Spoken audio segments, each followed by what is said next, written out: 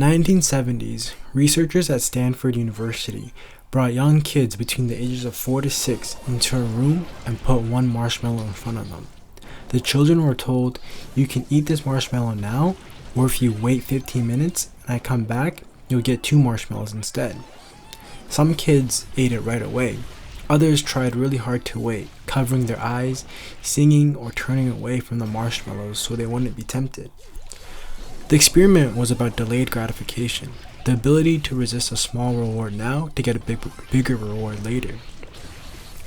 Years later, researchers followed up and found that the kids who waited longer and took the second marshmallow often did better in school, scored better on their SATs, and did overall better in life. It suggested that self-control might be an important predictor of success. So you might think, oh, these kids are just naturally gifted with the ability to delay gratification, and no one told them that it's just kind of an innate ability. That could be true, but it's also definitely something that once you know and you're mindful of, can definitely be part of your life. But it's like, damn, Tiger, I just want the quick dopamine. I just want to scroll on reels all day. How do I fix this? I don't know if I can fix it. It feels so hard. And to be honest, it probably is going to be very hard. That's why if you don't want to have instant gratification still, you can. You can definitely still have it. I'm not here to force anything on anyone. Some people are just not ready. I make these videos, but I also realized that when I was 15, 14 years old, I heard this advice, but I didn't care for it. I still have instant gratification for another decade. But I don't know. I feel like this is also kind of fun for me to talk about now. If I can try to just make it a little bit interesting, do a better job at what my teachers or the people older than me did, might work. But yeah, instant gratification. What I found a lot has helped me is I just don't use Instagram first thing in the morning.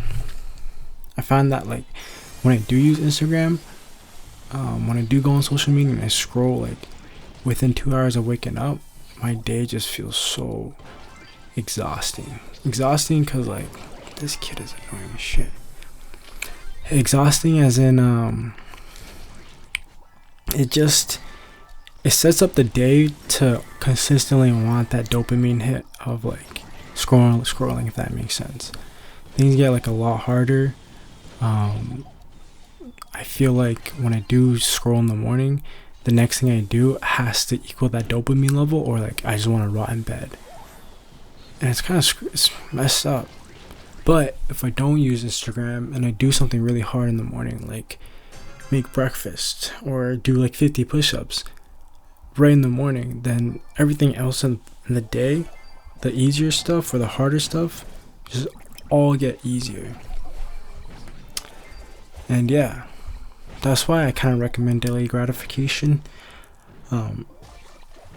You are probably gonna be alive for a while, so that instant stuff gets boring pretty quick. Fuck. That sounded way too unk. That quote sounded like I was fucking.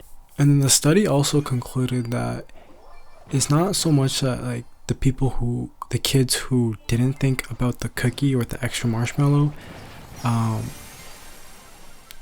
did better results. It's the fact that those kids who did in fact delay their gratification, they